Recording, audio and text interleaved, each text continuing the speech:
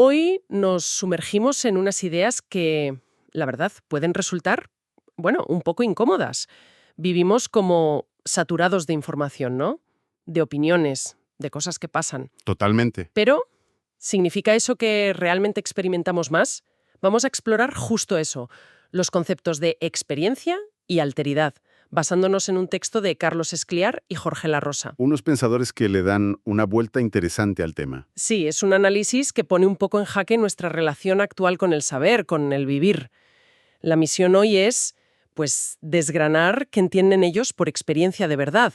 ¿Por qué creen que escasea tanto ahora? ¿Y qué tiene que ver todo esto con la educación, con cómo entendemos el conocimiento? ¿Vale? Bien, vamos a desentrañar esto. Es que es una reflexión, yo creo, crucial. Porque vivimos en esa paradoja. Un océano de datos, de estímulos, pero quizá un desierto de vivencias que nos marquen, ¿no? Que nos transformen de verdad. Ajá, El texto nos lanza esa pregunta directa. ¿Estamos confundiendo el estar informados, el tener datos, con el haber experimentado? claro. El saber teórico con el saber que nace de lo vivido. Escliar y La Rosa van a decir que son cosas radicalmente distintas. Y que, ojo, la primera puede estar ahogando a la segunda. Y fíjate que arrancan con una advertencia bastante potente. Dicen, eh, tener una experiencia no es lo mismo que acumular datos o noticias. Para nada. Tampoco es coleccionar opiniones, sobre todo, ¿no? Ni siquiera es simplemente que nos sucedan muchas cosas. Exacto. Plantean que algo puede sucedernos sin que realmente nos pase.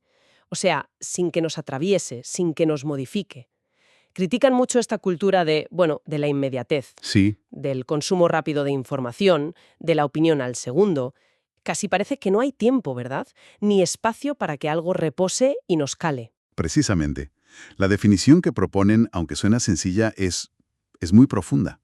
La experiencia es eso que nos pasa, Eso que nos pasa. con énfasis en el pasar. No es algo que yo busco activamente o controlo del todo. Es algo que me acontece, que irrumpe. Vale. Y sobre todo es algo que me toca, me afecta, me atraviesa y al final me transforma.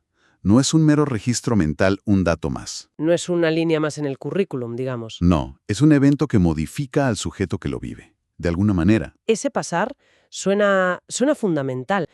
No es solo ver pasar algo delante de ti, No, sino que algo pase a través de una. exacto. La propia etimología de experiencia ayuda a entenderlo. Viene del latín experiri, Ajá. que significa pasar a través de, atravesar, ponerse a prueba. Implica como un viaje, ¿no? Un riesgo, una transformación en quien lo vive. Vale. Y para que esto ocurra, según el texto, hacen falta ciertas condiciones. No todo lo que sucede se convierte automáticamente en experiencia. Entiendo. ¿Y cuáles serían esas condiciones? ¿Qué se necesita para que algo nos pase de verdad? Pues identifican principalmente tres. A ver, Primero, la exterioridad. exterioridad. Sí, la experiencia siempre nace de un encuentro con algo externo, ajeno, otro. Algo que no soy yo, que viene de fuera e interrumpe, digamos, mi curso normal, mi pensamiento, mi rutina, mi sensibilidad. No es algo que yo fabrico desde dentro. O sea, que requiere una apertura a lo que no controlamos, a lo inesperado. Justamente. Segundo, la subjetividad.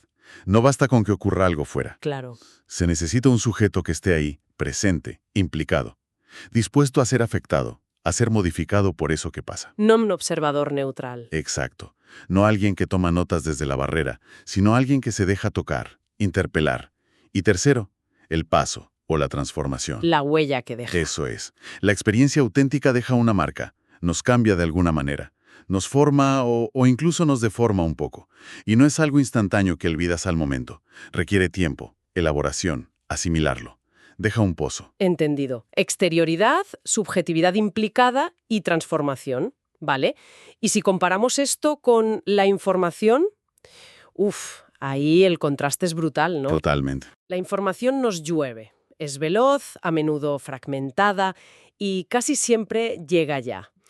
Interpretada, masticada por otros. Sí, predigerida. La consumimos, la almacenamos a veces, pero nos transforma de esta manera tan íntima. Pues parece que no necesariamente. Claro. Esto sí que da que pensar sobre cómo vivimos, ¿eh? Es que afecta de manera fundamental al tipo de sujeto que nuestra época valora y promueve. El sujeto informado ideal, digamos, es activo, busca datos, consume, opina rápido, gestiona, controla. El que está al día de todo. Ese. En cambio, el sujeto de la experiencia que describen Scliar y La Rosa es radicalmente diferente. Es un sujeto más bien receptivo, incluso pasivo. Pasivo. Sí, pero no en el sentido de no hacer nada, sino en el de padecer, de recibir, de ser afectado por lo que le llega de fuera. Entiendo, como más permeable. Es un sujeto expuesto, vulnerable al acontecimiento. Usan una metáfora muy bonita, ser un territorio de paso. Un lugar donde algo externo entra, actúa y deja su marca. Suena a un sujeto menos blindado, más poroso, lo cual choca frontalmente con ese ideal de autonomía y control que a menudo perseguimos, ¿no? Exactamente. Choca con el ideal moderno del sujeto fuerte, autónomo, que se cree dueño de sí mismo y de la información que maneja. La experiencia, en este sentido, nos recuerda nuestra vulnerabilidad, nuestra dependencia de lo exterior. Así que resumiendo un poco, la experiencia nos necesita vulnerables para transformarnos, la información, en cambio, a menudo solo nos llena la cabeza sin tocarnos realmente en profundidad. Muy bien resumido. Y esto nos lleva de cabeza a la tesis central que plantean. Vivimos una era de exceso de información y opinión, pero de pobreza de experiencia. ¿Y por qué? Argumentan algo que al principio choca un poco, que la propia naturaleza de la información en nuestra cultura actúa como un potente inhibidor de la experiencia. Espera. ¿Cómo puede la información, que se supone que nos ayuda a entender el mundo, ser un obstáculo para experimentarlo? Ya. Choca un poco con la idea de que estar informado te prepara mejor, ¿no? ¿Cómo explican esa tensión? La explican señalando la forma en que consumimos información hoy día. Es constante, es acelerada, fragmentada y sobre todo, como decías antes, llega predigerida, preinterpretada. Vale. Esta avalancha constante ocupa el espacio mental y temporal que necesitaríamos para que algo realmente nos pase, para que una vivencia decante, para que surja un pensamiento propio a partir de ella. Ah, claro. La interpretación de otros llega antes que nuestra propia posibilidad de experimentar y pensar por nosotros mismos. Es como si nos dieran el resumen del libro antes de dejarnos leerlo y sentirlo. Te quitan el viaje. Exacto. Anula la necesidad o incluso la posibilidad del viaje personal que implica la experiencia. Y la opinión encaja ahí perfectamente, ¿verdad? Esa presión por tener una opinión formada sobre cualquier tema al instante. Exacto. Esa opinión rápida y a menudo muy tajante suele basarse directamente en esa información superficial y preinterpretada, no en una experiencia profunda o en una reflexión tranquila. Cierto. El texto critica esa especie de obligación social de opinar de todo ya, sin tiempo para la elaboración que debería seguir a un encuentro significativo con algo. Opinamos sobre titulares, sobre resúmenes, sobre lo que otros han opinado. Es fácil ver ejemplos de esto.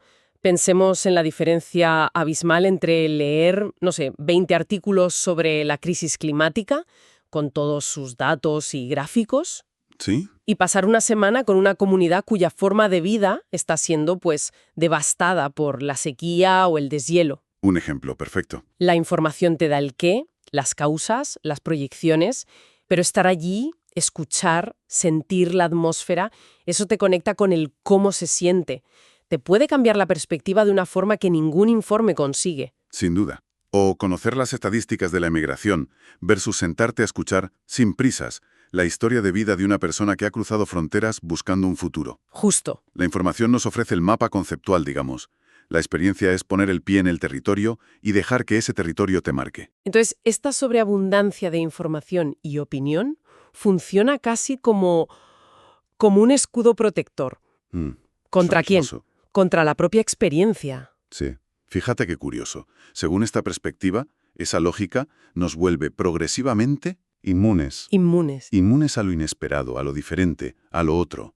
A aquello que podría realmente desafiar nuestras certezas y forzarnos a pensar de nuevo, a transformarnos. Claro. Todo parece llegar ya etiquetado, clasificado, opinado de antemano. Se reduce drásticamente el espacio para la sorpresa genuina, para el acontecimiento que nos descoloca y nos abre a nuevas comprensiones. Nos protege, sí, pero quizá nos protege de aquello que podría hacernos crecer. Y esa mención a lo otro a lo que nos desafía, nos introduce de lleno en el concepto de alteridad, que es clave en la siguiente parte de su análisis, ¿verdad? Fundamental. La experiencia, por lo que estamos viendo, parece inseparable del encuentro con eso otro. Absolutamente fundamental. La alteridad, eso que es radicalmente diferente de mí, lo que no encaja en mis esquemas previos, lo que se me resiste, es, podríamos decir, la materia prima de la experiencia. La materia prima, me gusta. Si recordamos la condición de exterioridad, ese algo que nos pasa viene precisamente de ahí fuera, de la alteridad que irrumpe. Podríamos decir que la experiencia es, en su núcleo, una relación significativa con la alteridad. No hay transformación profunda si no nos topamos con algo o alguien que nos cuestione, que nos muestre nuestros límites, que nos confronte con lo desconocido. Vale, y si la experiencia depende tanto de este encuentro con lo otro, ¿qué implicaciones tiene esto para la educación? Porque, a ver, normalmente pensamos en la educación como, bueno, transmitir conocimientos, desarrollar habilidades. Ahí está el quid de la cuestión. Esto plantea una cuestión importante, y es donde el texto lanza una crítica implícita muy fuerte a ciertos modelos educativos. A ver. La pregunta que subyace es, ¿está la educación actual centrada principalmente en transmitir información ya codificada, el saber qué, y en desarrollar competencias funcionales, el saber hacer? ¿O deja un espacio real y valorado para el encuentro transformador con la alteridad, para la experiencia en este sentido hondo que estamos explorando? Es una pregunta realmente punzante. Si la respuesta es que no deja mucho espacio, ¿qué estamos haciendo entonces? Pues estamos quizá priorizando lo seguro, lo medible, lo útil a corto plazo, lo que confirma lo que ya somos o sabemos. Si la educación se enfoca solo en lo previsible, en itinerarios cerrados, en respuestas correctas. En evitar la incomodidad. Exacto. En evitar la incomodidad del no saber o del cuestionamiento radical.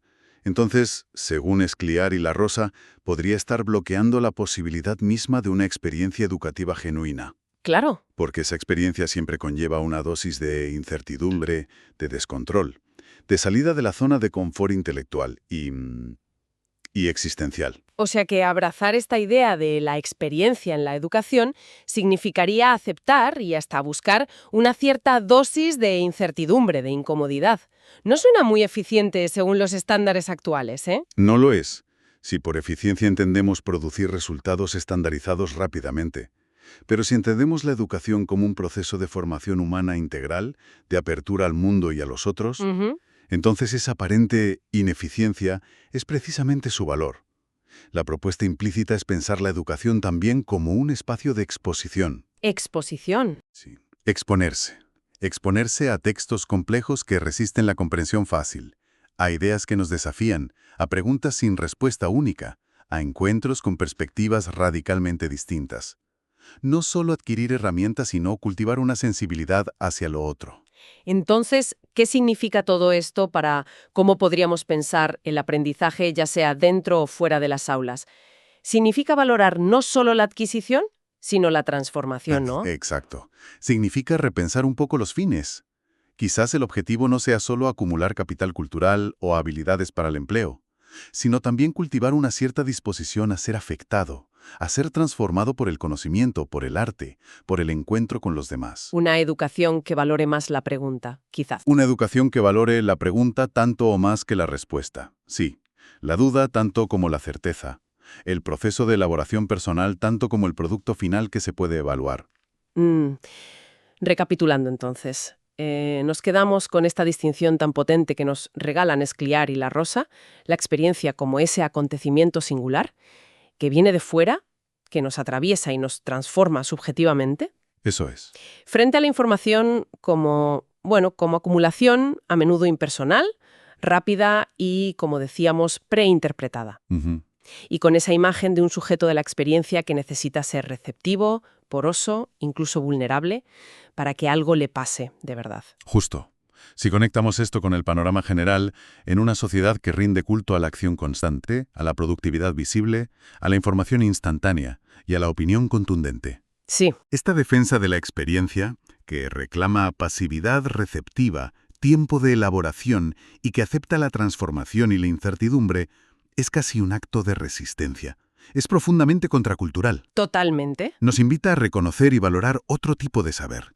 un saber más encarnado, más lento, más personal, más ligado a la textura misma de la vida. Y para quien busca conocimiento activamente, sea por la razón que sea, ¿qué implicaciones prácticas puede tener esto? ¿Cómo se traduce? Pues reconocer esta diferencia puede ser como una brújula. Una brújula, vale. Puede animar a buscar no solo más datos, más resúmenes, más opiniones de expertos, sino también, y quizás sobre todo, buscar vivencias directas, encuentros reales, lecturas pausadas que nos hagan pensar por nosotros mismos. ¿Salir a buscar esa exterioridad? Exacto. Buscar conversaciones que nos desafíen, silencios que permitan la reflexión. Buscar fuentes que no solo informen, sino que tengan el potencial de transformarnos. Se trataría de equilibrar el saber sobre el mundo con el saber que nace del estar en el mundo, de la experiencia. Es un cambio de enfoque importante, sí. Buscar menos la acumulación y más la profundidad del impacto. Bueno, para terminar, como hacemos siempre, dejamos una pregunta flotando, una idea para que siga resonando después de escuchar esto. Perfecto. Pues, teniendo en cuenta esta visión de la experiencia como algo que nos forma y transforma precisamente al exponernos a lo otro, a la alteridad que nos saca de nosotros mismos, ¿Sí? podríamos plantearnos esto. En nuestro esfuerzo constante por aumentar la seguridad, la eficiencia, la previsibilidad y el control en nuestra vida personal, en el trabajo y muy especialmente en cómo concebimos la educación, Ujú. ¿no estaremos, sin darnos cuenta, levantando muros cada vez más altos? Muros que nos protegen de la intemperie, sí, claro, pero que al mismo tiempo nos aíslan y nos impiden la posibilidad de tener esas experiencias verdaderamente significativas, esas que, precisamente por ser incómodas o inesperadas, tienen el poder de cambiarnos profundamente. Uf. Y si esto es así, la pregunta es, ¿cómo podríamos empezar a abrir pequeñas grietas en esos muros, conscientemente, para dejar que algo de la fuera, algo de la alteridad, vuelva a pasarnos?